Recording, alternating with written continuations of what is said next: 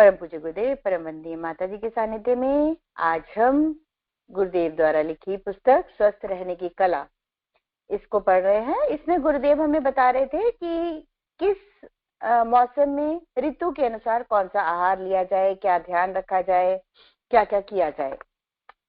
तो अब गुरुदेव हमें वर्षा ऋतु के बारे में बता रहे हैं। वर्षा ऋतु आहार, वर्षा ऋतु में हमें क्या आहार लेना चाहिए? अपनी पाचन शक्ति को ध्यान में रखकर हल्का और जल्दी पचने वाला आहार लेना इस ऋतु में सबसे ज्यादा जरूरी है। शाम का भोजन जितनी जल्दी कर लिया जाए पचने में उतनी ही आसानी होती है।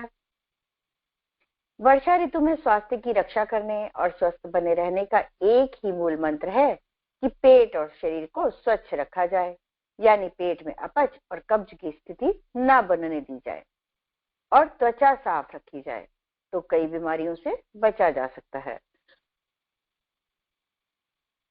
इन दिनों में वात कुपित करने वाले खट्टे, तेज मिर्च मसाले वाले, तले हुए, बेसन के बने हुए बासी खाद्य पदार्थों का सेवन ना करें।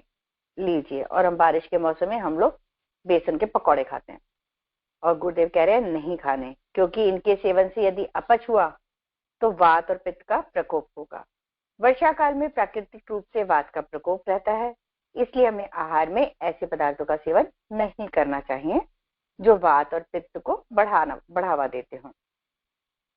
वर्षा ऋतु में खास तौर पर 3 मौसमी खाद्य पदार्थ उपलब्ध होते हैं: आम, जामुन और मक्का के भुट्टे। इस ऋतु में उचित मात्रा और विधि के अनुसार इन तीनों का सेवन करना शरीर और स्वास्थ्य के लिए बहुत गुणकारी होता है।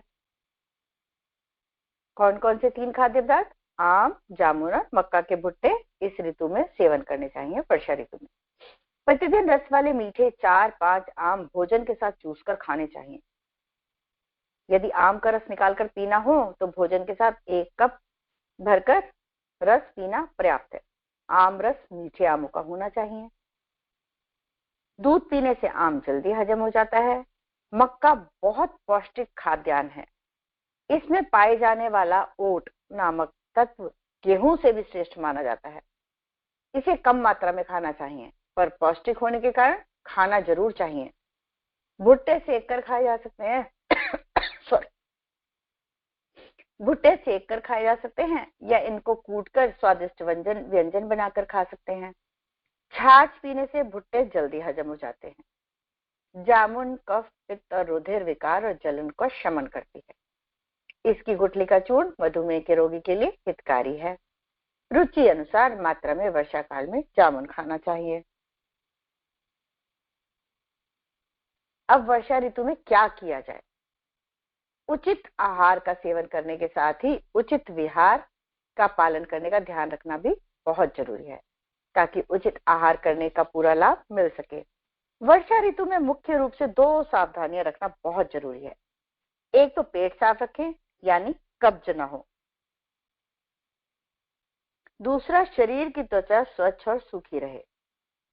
बरसात के पानी में भीगने से बचें। मच्छरों और दूषित जल से बचे रहें। तो ये वर्षा ऋतु में सावधानियां रखनी है। अब गुरुदेव हमें बता रहे हैं शीत ऋतु। शीत ऋतु में हमारा आहार कैसा रहना चाहिए? हमारा शरीर 5 तत्व अग्नि, वायु, जल, पृथ्वी और आकाश से बना है। अग्नि अन्न को पचाती है और हमारे शरीर को हमारे शरीर को अपने तेज से तेजस्वी और गर्म रखती है। शरीर की अग्नि का स्वभाव है कि वह पहले आहार रूपी ईंधन को जलाती और पचाती है। जैसे चूल्हे पर रखे हुए पात्र में रखे हुए पदार्थ को चूल्हे की अग्नि पकाती है। आहार के अभाव में या आहार को पचाने के पश्चात यह दोषों को पचाती है, और दोषों को पचाने या दोषों के अभाव में यह शरीर की धातुओं को, और धातुओं का अभाव होने पर यह प्राणों को ही पचा जाती है। इसीलिए जिन्हें उचित मात्रा में आहार नहीं मिलता, अग्नि की भीषण तेजी से, जिसे प्रचलित भाषा में पेट की आग कहते हैं, उनके शरीर की धातुएं जला करती हैं। अनंत में प्राणों का नाश होने पर वे मृत्यु के मुख में चले जाते हैं। अतः जब अच्छी शीत पड़ने लगे, जैसा कि आजकल गुड़गांव में 1-2 दिन से पड़ रही है, तब हमें अपने आहार में ऐसे पदार्थों को शामिल कर लेना चाहिए जो स्निग्ध, चिकनाई वाले, मधुर, लवण, अम्ल रस, पौष्टिक और शरीर को बल वीर्य प्रदान करने वाले गुण रखते हों, जैसे दूध, घी, मक्खन, उड़द की दाल, खीर, मिश्री, अंजीर, मट्ठा, रबड़ी, तिल, हरी शाक सब्जी, मेथी, अदरक, सौंठ, लहसुन, गाजर, आंवला, शहद, गुड़ आदि घरेलू पदार्थ। रात को सोते समय भोजन के 2-2.5 घंटे बाद ठंडे किए हुए दूध में शहद को उचित मात्रा में डालकर पूरे शीतकाल में पीना चाहिए। लीजिए, रात को सोते समय गर्म दूध में शहद नहीं डालना, सोते समय दूध थोड़ा नॉर्मल टेम्परेचर पे लाके फिर उसमें शहद डाल के फिर उसको पीना है शीतकाल में। लहसुन की 4-5 कलियां छीलकर यूं ही पानी के साथ कैप्सूल की तरह निगल लो, या इन्हें दूध में उबालकर सोते समय दूध के साथ निगल लो। तो लहसुन खाना भी गुरुदेव ने बताया है उपयोगी है। घी में तलकर भी खा सकते हैं लहसुन को। दूध व शहद जहां शरीर को मांसल और सुडौल बनाते हैं, वहां लहसुन वात का शमन करता है, वात व्याधियों को दूर करता है, हृदय को बल देता है। ये दोनों प्रयोग इस शीतकाल में बहुत गुणकारी सिद्ध होते हैं। शीतकाल में भूख को कदापि नहीं मारना चाहिए, यानी भूख सहन नहीं करना चाहिए। नियत समय पर भोजन करना किसी कारण से संभव ना हो तो कुछ अल्पाहार ही कर लेना चाहिए। कुछ ना सही तो भुने चने, फल, भुनी मूंगफली आदि कोई एक पदार्थ खाकर आहार कर लेना चाहिए। क्या किया जाए शीतकाल? अच्छा पौष्टिक गुणकारी आहार लेना जितना जरूरी है, उतना ही उचित श्रम और व्यायाम करना भी आवश्यक है, ताकि शरीर फुर्तीला, बलवान और निरोग बना रहे। पौष्टिक आहार को पचाने के लिए श्रम, व्यायाम आदि भी बहुत आवश्यक है। ऐसा न करने पर अच्छा पौष्टिक आहार व्यक्ति के लिए हानिकारक और दुखदायी सिद्ध होगा। आगे गुरुदेव बताते हैं, औषधि का दास, मृत्यु का ग्रास। इसमें क्या बता रहे हैं गुरुदेव? इसमें बताते हैं शरीर स्वयं समर्थ है। स्वाभाविक स्वास्थ्य आज दुर्लभ हो रहा है। आरोग्य का ही दूसरा नाम दीर्घ जीवन, स्फूर्ति, बलिष्ठता, सौंदर्य, साहस, पुरुषार्थ आदि हैं।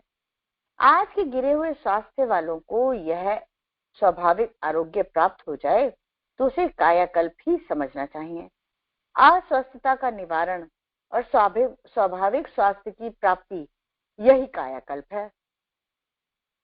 इस कायाकल्प के लिए औषधियों की नहीं, प्राकृतिक नियमों के अनुकूल आचरण करने की आवश्यकता है। मानवीय काया प्रकृति की सर्वोत्तम रचना है।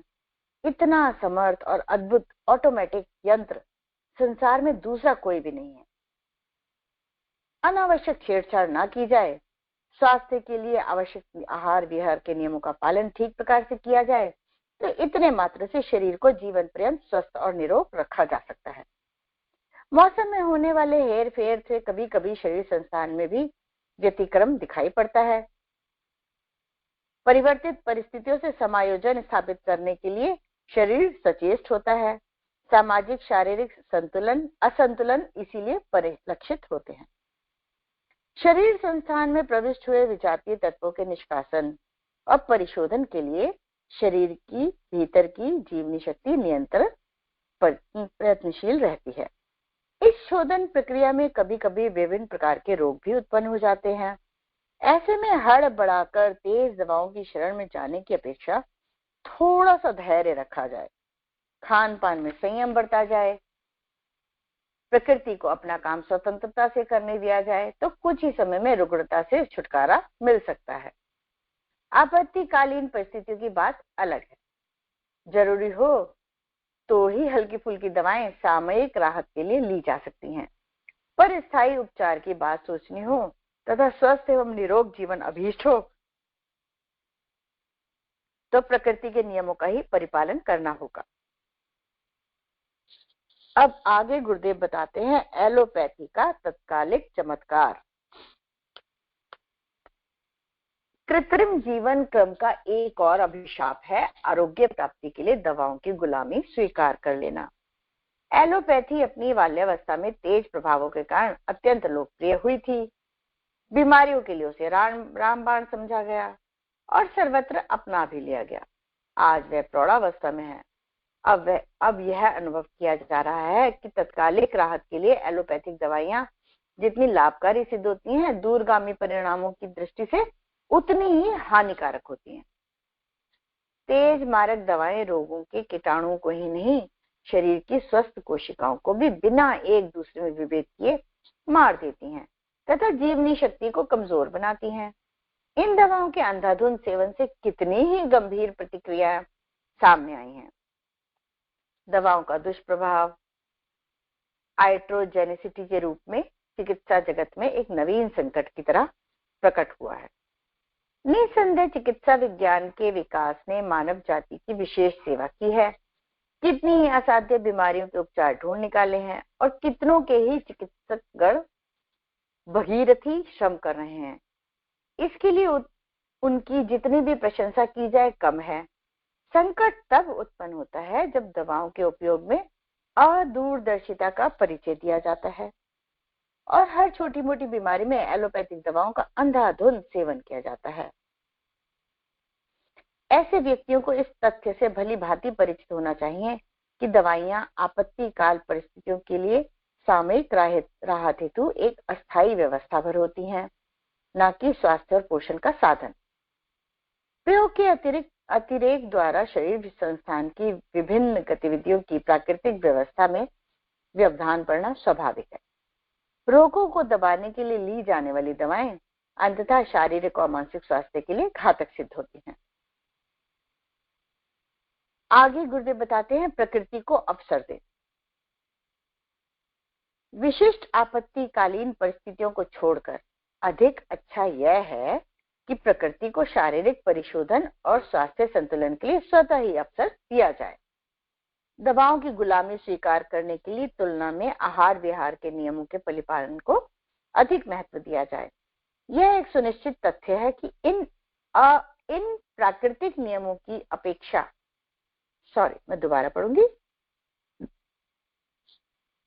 यह एक सुनिश्चित तथ्य है कि इन प्राकृतिक नियमों की उपेक्षा करने से ही शरीर संस्थान में असंतुलन पैदा होता है, रोगों को आक्रमण का अवसर मिलता है। यह समझा और समझाया जा सके तो स्व आमंत्रित कितने ही रोगों से बचाव हो सकता है। हमारी आहार विहार संबंधी भूलों के दंड स्वरूप बीमारियां आती हैं। उनका उद्देश्य देह के भीतर बढ़े हुए विषों को निकालकर बाहर करना होता है। रुग्णता के क्षणों में हमें पेट, मस्तिष्क तथा दूसरे अवयवों को विश्राम देना चाहिए और धैर्यपूर्वक ऐसी परिचर्या करनी चाहिए ताकि रोग निवारण के लिए प्रकृति द्वारा जो भीतर ही भीतर प्रबल प्रयत्न किए जा रहे हैं उनको सहायता मिल सके। दवाएं, विशेषता एलोपैथिक दवाएं, रोगों को उभार कर बाहर निकालने से रोकती हैं और उन्हें भीतर ही भीतर दबाने का प्रयत्न करती हैं। इससे दोहरी हानि होती है। दबाया हुआ विष किसी अन्य रोग के नाम से फूटकर फिर बाहर आ जाता है। इस प्रकार एक रोग दूर नहीं होता, दूसरा रोग में आके खड़ा हो जाता है। दूसरी हानि यह होती है कि ये दबाने वाली दवाएं स्वयं ऐसे रसायनों से बनी होती हैं जो स्वयं विषाक्त होते हैं। विष से विष को मारने के प्रयास में पिछला विष तो निकल नहीं पाता, उल्टा उपचार की विषाक्तता मिलकर उसे दुगना कर देती है। ये दवाएं तत्कालिक चमत्कार दिखाकर पीड़ित को चकित तो जरूर कर देती हैं, पर उसके मूल कारण का समाधान करने में तनिक भी सहायता नहीं करती, वरन उस व्यथा की जड़ें और भी गहरी हो जाती हैं।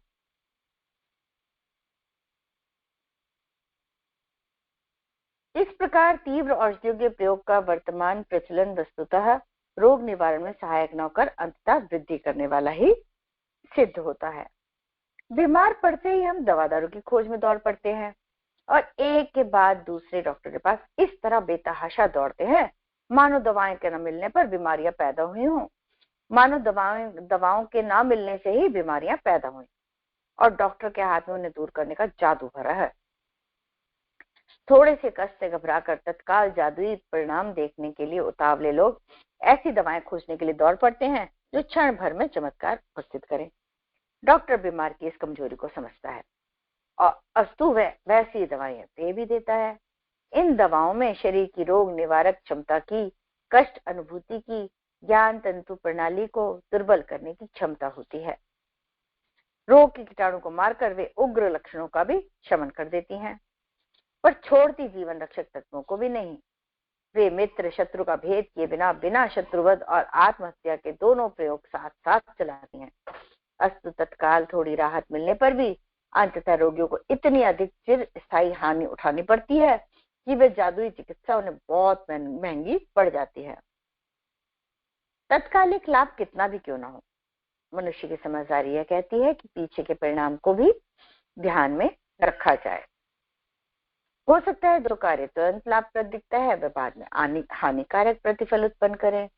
हो सकता है जिसमें तुरंत हानि प्रतीत होती है वह कुछ समय उपरांत उत्तम प्रतिक्रिया उत्पन्न करे। यह बात औषधियों के संबंध में भी लागू होती है। रोगों के साथ कष्ट जुड़ा होता है। प्रकृति संचित विषयों को बुहारने के लिए अंतर क्षेत्र में जो क्रांतिकारी उपाय अपनाती है, उस उथल पुथल से भीतरी विजातीय तत्वों को खदेड़ना प्रमुख उद्देश्य है। इस निकालने की प्रतिक्रिया में प्रसव वेदना जैसा कष्ट होता है, ताप, दाह, सूजन, दर्द जैसे लक्षण उभरते हैं। होना यह चाहिए कि प्रकृति की सहायता की जाए, उसके काम में हाथ बटाया जाए। निकालते चलने के क्रम का सहयोग न कर बन पड़े तो अड़ंगे अटकाने जैसा उपक्रम ना किया जाए। मारक औषधियों के प्रचलित तरीकों में किया यह जाता है कि सफाई में लगे घटकों को भी विषाक्तता के साथ साथ मार दिया जाता है। युद्ध तभी होता है जब दोनों ओर से योद्धा युद्ध करें। प्रहरियों का सफाया करके चोरी की खुली छूट दे दी जाती है। खदेड़ने के उपक्रम में जो हो हल्ला मच रहा है उसे शांत किया जा सकता है। मारक औषधियां यही करती हैं। उनकी अंधी मारकाट में मित्र और शत्रु, प्रहरी, चोर समान रूप से मरते हैं। इतना ही नहीं, इस निमित्त बिखेरे गए विष का प्रभाव बाद में भी देर तक बना रहता है। जादुई दवाइयां जब निकलती हैं तब उनके गुणगान विज्ञापन से प्रभावित अनेक लोग उन्हें अपनाने को आतुर हो जाते हैं। देखते देखते उनका भारी प्रचलन होता है। निर्माताओं की तिजोरियां विपुल धन से भर चल जाती हैं। यह चमत्कार प्रदर्शन अंततः बहुत महंगा पड़ता है। रोगों के कारण जितनी जीवनी शक्ति नष्ट होती है उससे कहीं अधिक इस मारण मोहन के प्रयोग तंत्र द्वारा समाप्त हो जाती हैं। इसी प्रकार जितनी विषाक्तता रोग के समय थी उससे भी अधिक इन औषधियों के कारण बढ़ जाती है। फल यह होता है कि एक विधा से छुटकारा मिलते देर नहीं लगती कि नए किस्म के, नए आकार के, प्रकार के नए विग्रह उठ खड़े होते हैं। एकमात्र हल दवाएं नहीं। इसमें क्या बता रहे हैं गुरुदेव? इसमें बताते हैं बीमारियों का एकमात्र हल दवाएं नहीं है।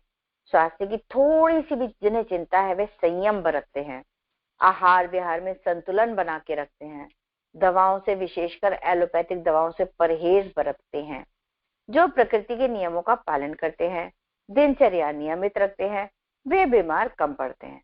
और पड़ते भी हैं तो उनकी रोग निरोधक क्षमता इतनी होती है कि वे शीघ्र से ठीक भी हो जाते हैं। आजकल एलोपैथिक दवाओं के प्रचलन से रोग ठीक करने का सर्वत्र प्रचलन है, किंतु रोगी की रोग निरोधक क्षमता कितनी कम होती जा रही है इसका अंदाजा इस बात से लगाया जा सकता है। एक रोग छोड़ता है, दूसरा आक्रमण कर देता है। अब डॉक्टर भी इस बात को मानते हैं कि एलोपैथिक दवाएं अपने पीछे लंबे समय तक चलने वाला घातक प्रभाव छोड़कर जाती हैं। एलोपैथिक दवाएं तब और अधिक अपना घातक प्रभाव छोड़ती हैं जब रोग का कारण और लक्षण जाने बिना उन्हें प्रयोग किया जाए। डॉक्टर इरासमस डार्विन ने लिखा है कि मेरा विश्वास है कि निकट भविष्य में चिकित्सा जगत में अब एक नया मोड़ आने ही वाला है। चिकित्सक अगले दिनों दवाओं का उपयोग अनिवार्य स्थिति में ही किया करेंगे।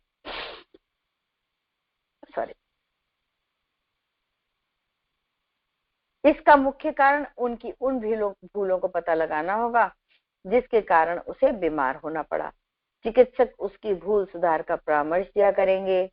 उसे प्रकृति के अनुरूप खान पान रहन सहन की सलाह दिया करेंगे और बताया करेंगे कि प्रकृति के अनुरूप चलने के अतिरिक्त स्वास्थ्य संकट के निवारण का और कोई कारगर उपाय नहीं है। जर्मनी में भी देखा है कि जब बीमार हो जाते हैं, आप डॉक्टर के पास जाते हैं, तो वो कभी भी आपको दवाई नहीं देते, वो कभी दवाई नहीं देंगे। वो कहेंगे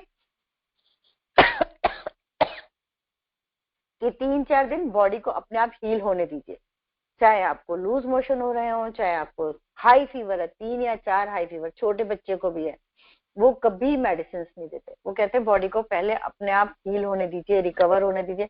अगर 4 दिन हो जाते हैं, 4 या 5 दिन, उसके बाद आप हमारे पास आइए, तब हम मेडिसिन देंगे।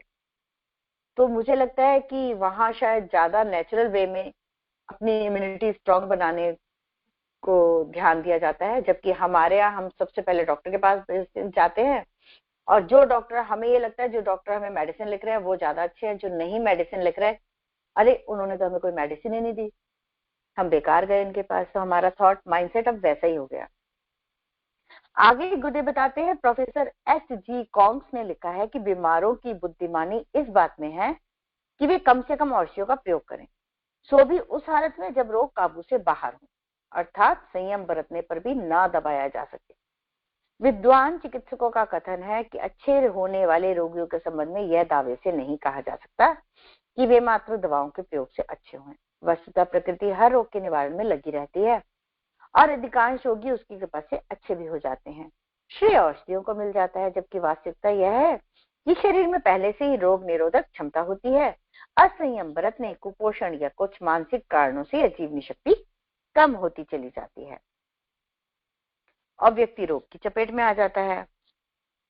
असंयम और अव्यवस्थित रहन सहन अपनाने से शरीर में टूट फूट होती है, वही रोग और कष्ट के रूप में दिखाई देने लगते हैं।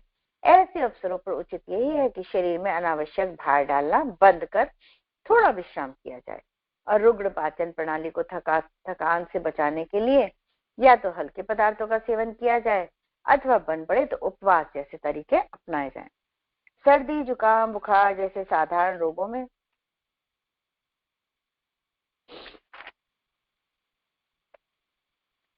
रोग दबाने की जो उतावली दिखाई जाती है, मचाई जाती है, उससे तत्काल क्षणिक आराम भले ही मिलता हो, किंतु रोग और दवाओं की विषाक्तता से मिलकर रोगी को एक प्रकार से सदा के लिए अपने चंगुल में फंसे रहने के लिए बाध्य करती है।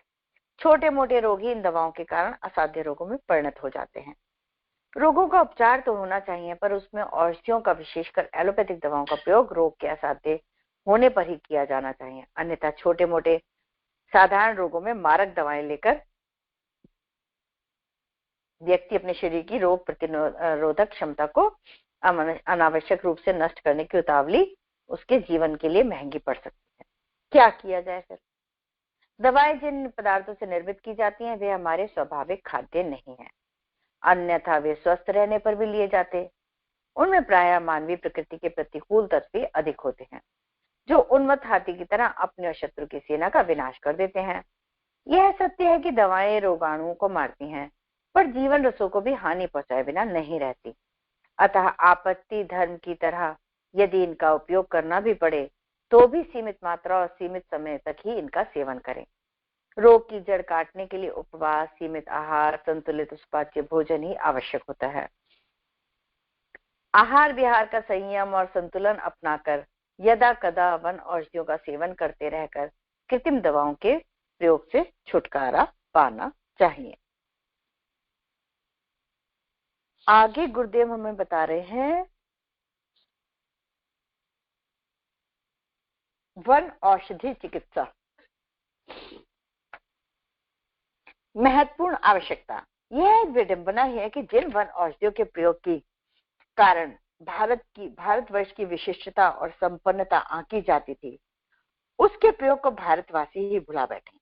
पश्चिम जर्मनी, हंगरी, सोवियत रूस, इंडोनेशिया, चीन, जापान जैसे देशों में जहां जड़ी बूटियों से चिकित्सा पर अनुसंधान कार्य होकर सफल प्रयोग किए जा रहे हैं, वहां इस हरितिमा संपदा की जानकारी सारे विश्व को देने वाले भारत के चिकित्सक मनीषी स्वयं पाश्चात्याभिमुखी होते चले जा रहे हैं।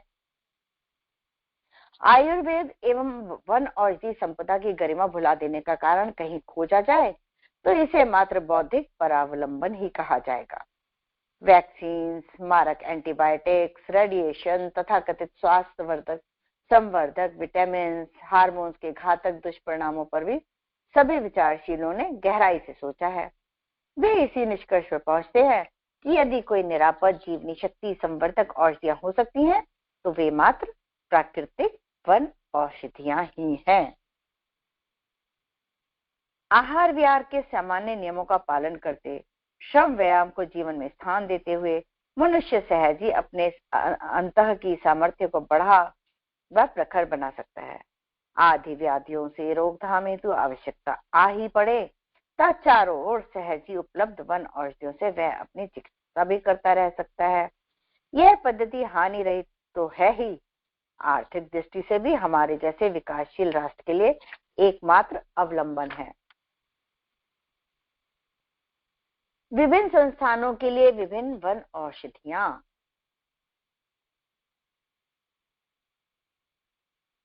अब ये इसमें गुरुदेव कुछ वन औषधियां बताएंगे, किसी को लिखनी है कागज पेन लेके बैठ जाएंगे, वो साथ में नोट डाउन भी करते रह सकते हैं।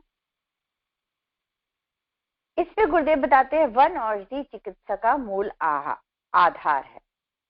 सक्रिय संघटकों को नष्ट किए बिना उन्हें संस्थान विशेष के लिए उचित मात्रा में अनुपान भेद द्वारा जीवन शक्ति संवर्धन हेतु मुख्य मार्ग से देना, जहां आवश्यक हो वहां उन्हें स्थानीय उपचार हेतु प्रयुक्त करना। इस दृष्टि से शरीर के विभिन्न संस्थानों के अनुसार निर्धारित की गई औषधियां इस प्रकार हैं। अब गुरुदेव कुछ बीमारियों के लिए कुछ शक्ति संवर्धन, जीवन शक्ति संवर्धन आयुर्वेदिक औषधियां बता रहे हैं। जैसे पहला, मुख, मसूड़े और दांतों के लिए बकुल, मौलश्री, बकुल को मौलश्री भी कहते हैं, एवं कायफल। अगर हमको मुख, मसूड़े और दांतों से रिलेटेड कोई प्रॉब्लम है तो उसके लिए मौलश्री एवं कायफल ले सकते हैं। आंखों से संबंधित रोगों के लिए चक्षुष्या, चक्षुष्या को चाक्षु भी कहते हैं। कानों के रोगों के लिए पारीभद्र। बालों के लिए भृंगराज।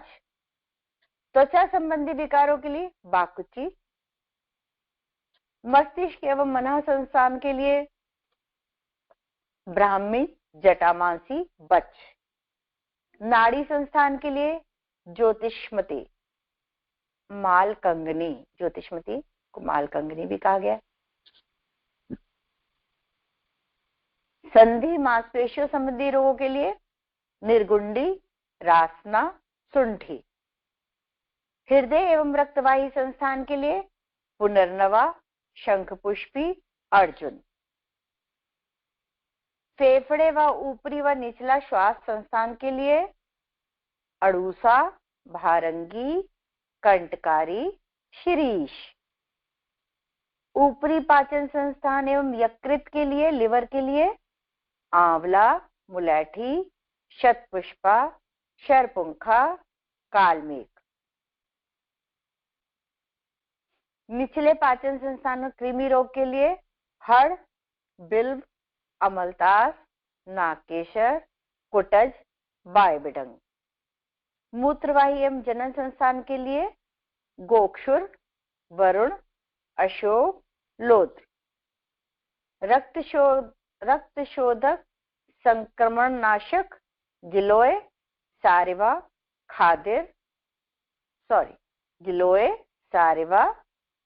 खदिर, चिरायता। हार्मोन संस्थान के लिए कांचनार, गुड़मार। बलदायी रसायन अश्वगंधा, शतावर, बला। समस्त रोगों की एक ही औषधि द्वारा अनुपान भेद चिकित्सा तुलसी। अब गुरुदेव ने बताया, देखिए तुलसी को रामबाण बता दिया कि समस्त रोगों की एक ही औषधि द्वारा अनुपान भेद चिकित्सा तुलसी। सभी रोगों की एक ही औषधि तुलसी। अब गुरुदेव हमें तुलसी के बारे में बता रहे हैं। तुलसी ऑक्सिमम सैंक्टम शब्द का विश्लेषण करने पर ज्ञात होता है कि जिस वनस्पति की किसी से भी तुलना ना की जा सके। ऑक्सिमम सैंक्टम का मतलब क्या है कि जिस वनस्पति की किसी से भी तुलना ना की जा सके वह तुलसी है। ऐसी सस्ती, सुलभ, सुंदर, उपयोगी वनस्पति मनुष्य समुदाय के लिए कोई और है ही नहीं। सभी प्रकार के कफ, वात विकारों में तुलसी उपयोगी है। स्थानीय लेप के रूप में व्रणों, शोथ, संधि, पीड़ा, मोच आदि में इसका लेप करते हैं। अवसाद एवं लो ब्लड प्रेशर की स्थिति में इसे त्वचा पर मलने से तुरंत स्नायु संस्थान सक्रिय हो जाता है। शरीर के बाहरी कृमियों में भी इसका लेप लगाया जाता है। उनके अनुसार यह अग्नि मंदता, किसी प्रकार के उदरशूल और आंतों के कृमियों में उपयोगी है। बीज प्रवाहिका में देने पर तुरंत लाभ करती है। यह हृदयोत्तेजक है। रक्त विकारों का शोधन करती है। खांसी, दमा इस कारण मांसपेशियों और रीढ़ की हड्डी में जकड़न में इसका स्वरस बहुत उपयोगी है। मूत्रदाह व विसर्जन में कठिनाई और ब्लैडर की सूजन और पथरी में बीज का चूर्ण तुरंत लाभ करता है। कुष्ठ की यह सर्वश्रेष्ठ औषधि है। यह विषम ज्वर को मिटाती है। किसी भी प्रकार के ज्वर के चक्र को यह तुरंत तोड़ती है। राजयक्षमा में भी इसके प्रयोग सफल रहे हैं। जीवनी शक्ति बढ़ाकर यह जीवाणु को पलने नहीं देती। देखिए इसमें गुरुदेव ने बताया विषम ज्वर को मिटाती है। हमें याद है हम लोग छोटे होते थे तो हमारे पेरेंट्स हमें जैसे 7 तुलसी के पत्ते, 5 काली मिर्च, उसको बॉईल करके अच्छे से और उसके अंदर थोड़ा सा काला नमक मिला के उसका काढ़ा हमें देते थे 3 दिन, और उससे हमारा बुखार खत्म हो जाता था। जब हम खुद बड़े हो गए तब हम एलोपैथी की तरफ जाने लगे। राजयक्षमा में भी इसके प्रयोग सफल रहे हैं। जीवनी शक्ति बढ़ाकर यह जीवाणु को पलने नहीं देती। यह मलेरिया निरोधी है। इसके पौधे घर के आसपास लगाने से मच्छर नहीं आते। इसके स्वरस का लेप करने से वे काटते नहीं हैं। मुख द्वारा ग्रहण किए जाने पर इसके सक्रिय संगठक नष्ट कर देते हैं। बीज रसायन भी हैं और दुर्बलता का नाश भी करते हैं। श्वेत तुलसी उष्ण और पाचक है। यह बालकों के लिए प्रतिश्याय तथा कफ रोगों में प्रयुक्त होती है। काली तुलसी कफ निस्सारक है और ज्वरनाशक है। देखिए तुलसी भी गुरुदेव ने डिफरेंट बताई है कि श्वेत तुलसी उष्ण और पाचक है। यह बालकों के प्रतिश्याय और कफ रोगों में प्रयुक्त होती है। काली तुलसी कफ निस्सारक है। यह ज्वरनाशक भी है। सूखे पत्तों का चूर्ण पीनस के लिए प्रयुक्त होता है। तुलसी सिद्ध तेल कर्णशूल को मिटाता है। तुलसी रस में मलेरिया ज्वर के कारण प्रोटोजोआ पैरासाइट को तथा मच्छरों को नष्ट करने की अद्भुत क्षमता है। पहली बार सन 1907 में इंग्लैंड में इंपीरियल मेडिकल कॉन्फ्रेंस में इस बात का रहस्योद्घाटन किया गया कि काली तुलसी से मलेरिया का उपद्रव बहुत कम हो जाता है। इसके बाद बहुत से अनुसंधान इस क्षेत्र में हुए और बड़े सफल रहे। सभी में पाया गया कि तुलसी पत्रों से स्पर्श की हुई हवा में ऐसे गुण होते हैं कि मच्छर उस पूरे परिसर के आसपास फटकते भी नहीं। वैज्ञानिकों ने तुलसी के अंदर एक ऐसा उड़नशील तेल पाया है जो हवा में मिलकर ज्वर उत्पन्न करने वाले सब कीटाणुओं को नष्ट कर देता है। सर्दी से चढ़ने वाले ज्वर में, विशेषकर ट्रॉपिकल क्षेत्रों के ज्वर में, यह पाया गया है कि इसके सेवन से सर्दी छाती में उतरने नहीं पाती। छाती में बैठा कफ श्वास मार्ग से बाहर निकल जाता है। स्वरस में इतनी तीव्र सामर्थ्य है कि इससे कृमि तुरंत मर जाते हैं। दस्त साफ होता है। वमन का नाश होता है। वमन का तुरंत शमन होता है। डॉक्टर नाथकर्णी के अनुसार तुलसी में कुछ ऐसे गुण होते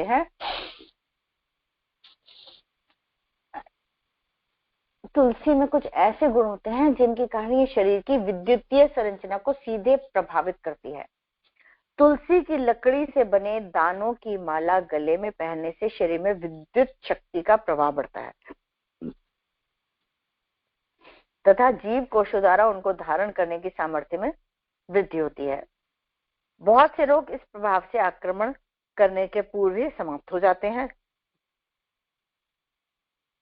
व्यक्ति की जीवनावधि बढ़ती है। डॉक्टर नादकर्णी के अनुसार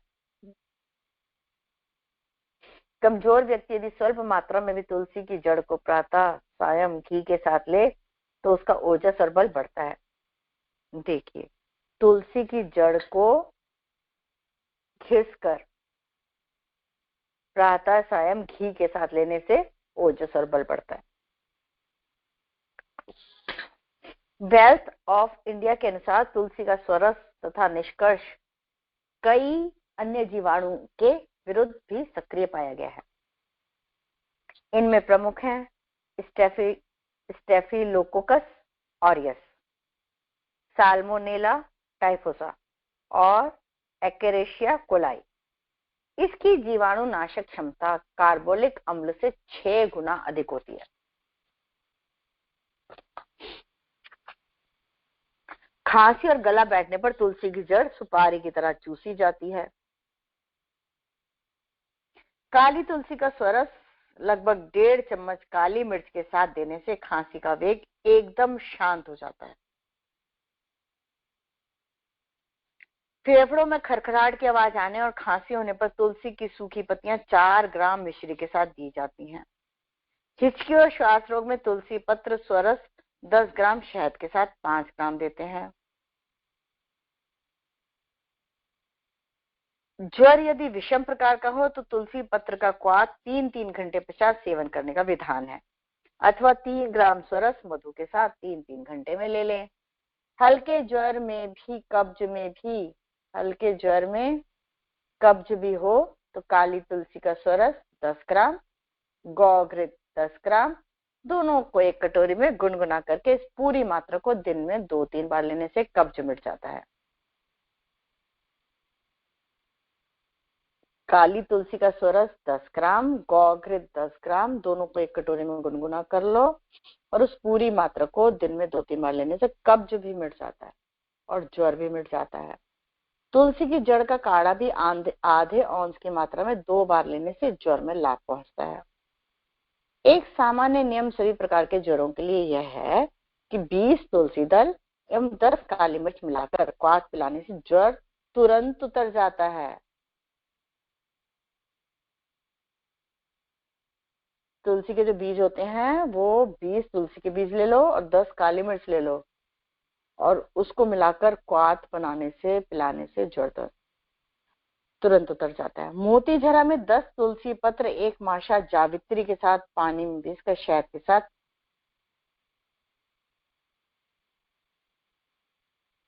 दिन में 4 बार देते हैं। वमन की स्थिति में तुलसी पत्र स्वरस मधु के साथ प्रातःकाल जब आवश्यकता हो पिलाते हैं। पाचन शक्ति बढ़ाने के लिए अनेक रोगों के लिए, बालकों की यकृत प्लीहा संबंधी रोगों के लिए तुलसी पत्रों का फांड पिलाते हैं। छोटी इलायची, अदरक का रस, तुलसी पत्र का स्वरस मिलाकर देने पर उल्टी की स्थिति को शांत करते हैं। दस्त लगने पर भुने जीरे के साथ मिलाकर 10 तुलसी पत्र व 1 माशा जीरा शहद के साथ दिन भर चाटने से लाभ होता है। अपच में मंजरी को काले नमक के साथ दिया जाता है। बवासीर में तुलसी पत्र स्वरस मुंह में लेने पर स्थानीय लेप के रूप में तुरंत लाभ देता है। बालकों के संक्रमण अतिसार रोग में तुलसी के बीज पीसकर गौ दुग्ध में मिलाकर पीने से लाभ होता है। प्रवाहिका में पत्र स्वरस 10 ग्राम प्रातः लेने पर रोग आगे नहीं बढ़ता। कृमि रोगों में तुलसी के पत्रों का फांड सेवन करने से कृमिजन्य सभी उपद्रव शांत हो जाते हैं। उदयशूल में तुलसी दलों को मिश्री के साथ देते हैं। संग्रहणी में बीज चूर्ण 3 ग्राम सुबह शाम मिश्री के साथ। अर्श में इसी चूर्ण को दही के साथ दिया जाता है। कुष्ठ रोग में तुलसी पत्र स्वरस प्रतिदिन प्रातः पीने से लाभ होता है। दांत, छाजन, खाज में तुलसी का पंचांग नींबू के रस के साथ मिलाकर लेप करते हैं। उड़ते हुए फोड़ों में तुलसी का पंचांग नींबू के रस में मिलाकर लेप करते हैं। तुलसी के बीज, 1 माशा, 2 गुलाब के फूल एक साथ पीसकर ठंडाई बनाकर भी पी जाती है। पित्ती निकलने पर मंजरी और पुनर्नवा के पत्ती समान भाग में लेकर क्वाथ बनाएं और पी लें। चेहरे के मुहासों में तुलसी पत्र और संतरे का रस मिलाकर रात्रि को चेहरा धोकर अच्छी तरह से लेप करते हैं। व्रणों को शीघ्र भरने तथा संक्रमण ग्रस्त जख्मों को धोने के लिए तुलसी के पत्रों का क्वाथ बनाकर उसका ठंडा लेप करते हैं। रक्त विकारों में तुलसी और गिलोय का 3-3 माशे की मात्रा में क्वाथ बनाकर 2 बार मिश्री के साथ लेते हैं। आधा सीसी के दर्द में तुलसी की छाया में सुखाई मंजरी 2 ग्राम शहद के साथ दी जाती है। मेधावर्धन हेतु तुलसी के 5 पत्ते जल के साथ प्रतिदिन प्रातः लेना चाहिए। असाध्य शिरोशूल में तुलसी पत्र, रस, कपूर मिलाकर सिर पर लेप करते हैं, तुरंत आराम मिल जाता है। संधिशोध में अथवा गठिया के दर्द में तुलसी का पंचांग चूर्ण 4 माशे गोदुग्ध में मिलाकर प्रातः सायं लेते हैं। सियाटिका रोग में तुलसी पत्र क्वाथ से रोगग्रस्त वात नाड़ी का सेदन करते हैं। धातु दौर्बल्य में तुलसी के बीज 1 माशा गाय के दूध के साथ प्रातः रात्रि को देते हैं। ऐसा अनुभव है कि नपुंसकता में तुलसी बीज चूर्ण तथा मूल संभाग में पुराने गुण के साथ खिलाने पर तथा नित्य 1.5 से 3 ग्राम की मात्रा में गाय के दूध के साथ 5-6 सप्ताह तक लेने पर लाभ होता है। प्रदर योग में अशोक पत्र के साथ स्वरस के साथ मासिक दम की पीड़ा में क्वाथ को बार बार लेने से लाभ होता है। क्या किया जाए, इसमें गुरुदेव बताते हैं, आज शिक्षितों से अपेक्षा की जाती है कि वह वन औषधियों के संबंध में अधिकाधिक ज्ञान प्राप्त करें और इसे जनसाधारण में वितरित करें। यह समाज सेवा ही नहीं, महान पुण्य कार्य है। तेज दवाओं के चंगुल में आज का मानव बुरी तरह फंसा हुआ है। एलोपैथिक दवाओं के प्रयोग से रोग प्रतिरोधक क्षमता का दिन पर दिन ह्रास हो रहा है।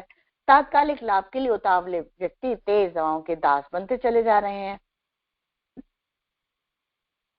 मनुष्य की दुर्बलता का लाभ उठाते हुए चिकित्सक भी मारक दवाओं के सहारे रोगी को तत्काल लाभ पहुंचाकर अपनी योग्यता सिद्ध करने के प्रयास में लगे हुए हैं। इन जादुई प्रभाव वाली दवाओं के दुष्परिणाम भयंकर होते दिखाई देते हैं। एक रोग से छुटकारा मिलता प्रतीत नहीं होता, दूसरा नया खड़ा हो जाता है। आज आवश्यकता इस बात की है वन औषधियों का नवीनतम ज्ञान सभी को हो। भारतीय आयुर्वेदिक विज्ञान को पुनर्जीवित किया जाए, इसके उत्पादन और वितरण की प्रामाणिक व्यवस्था की जाए। यदि आप कृषक हैं, अपनी कृषि योग्य भूमि के कुछ भाग में जड़ी बूटियों का उत्पादन करें। इससे आसपास के क्षेत्र में शुद्ध और प्रमाणिक औषधियां उपलब्ध हो सकेंगी। दुकानों से प्राप्त रूखी सूखी निस्तार जड़ी बूटियों के प्रयोग के फलस्वरूप व्यक्तियों में आयुर्वेदिक औषधियों के प्रति अश्रद्धा उत्पन्न न होगी। यदि आप चिकित्सक हैं तो रोगियों को एलोपैथिक उपचार में जल्दबाजी न बरतने का परामर्श दें। यदि अध्यापक है तो वन औषधियों का ज्ञान प्राप्त करें, आयुर्वेद शास्त्रों का अध्ययन करें और विद्यार्थियों अभिभावकों को आयुर्वेदिक उपचार की महत्ता समझाएं। तुलसी एक सर्वरोगनाशक औषधि है। यहाँ तुलसी के प्रचार प्रसार की एक कार्य योजना प्रस्तुत कर रहे हैं। इसी आधार पर अन्य वन औषधियों से संबंधित योजना भी बनाई जा रही है। देशी औषधियों और जड़ी बूटियों के प्रचार में एक बाधा यह भी है कि उनको पैदा करने और उनके द्वारा औषधियां बनाने की ठीक व्यवस्था नहीं है। चिकित्सा शास्त्र में औषधियों को किसी नियत ऋतु में पूर्ण परिपक्व हो जाने पर ही संग्रह करने का नियम है। उसको सुरक्षा पूर्वक ऐसे ढंग से रखा जाए कि उसके गुण नष्ट न हो।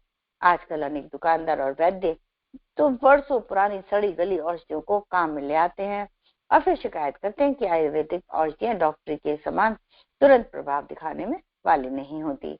इसलिए आप सब प्रकार की वन औषधियों का संग्रह सावधानी पूर्वक करके उसे जन साधारण के लिए सुलभ बना सकते हैं। आज के स्वाध्याय का क्रम यही समाप्त होता है। आगे मैं नीरू से आग्रह करूंगी आहुतियों के साथ आज के क्रम का समापन करेंगी। ओम नमो सनंताय सहस्रमूर्तये सहस्रपादाक्षिशिरो रुबाहवे सहस्रनाम्ने पुरुषाय शाश्वते सहस्रकोटि युगधारिणे नमः।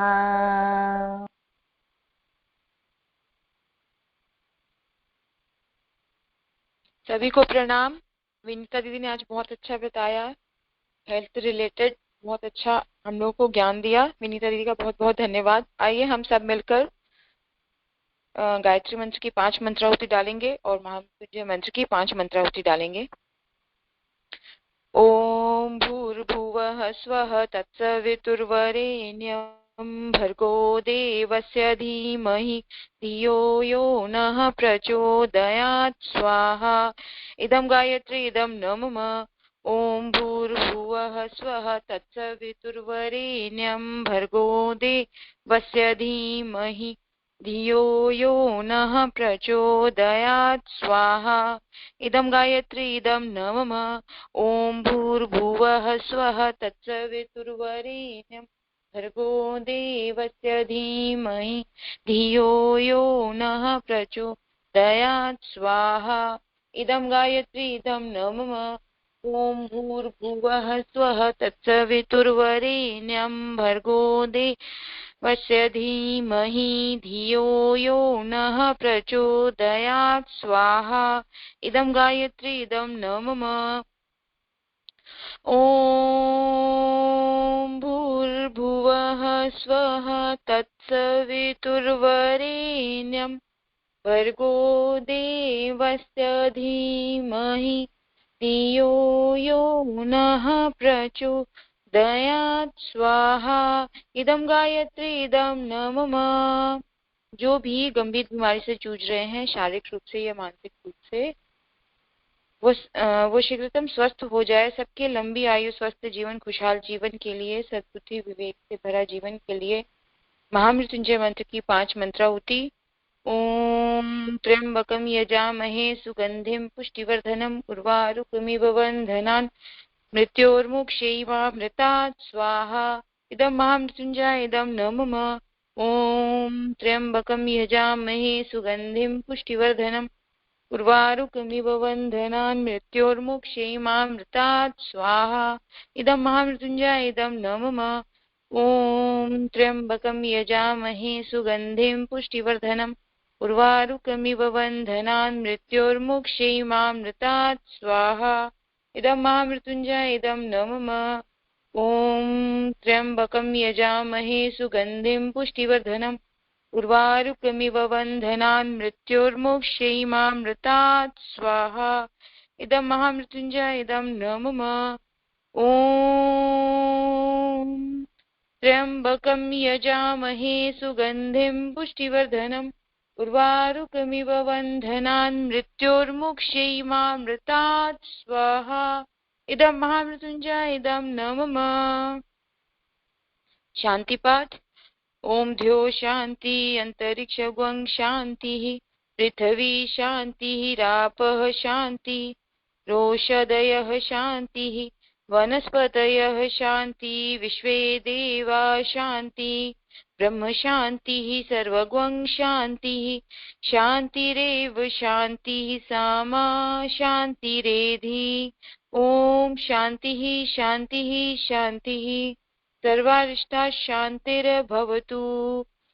सभी लोग 1:30 बजे ज्योति अवतरण साधना में, 5:40 गायत्री चालीसा, 6 बजे नाद योग में अवश्य आइएगा। सभी का बहुत बहुत धन्यवाद।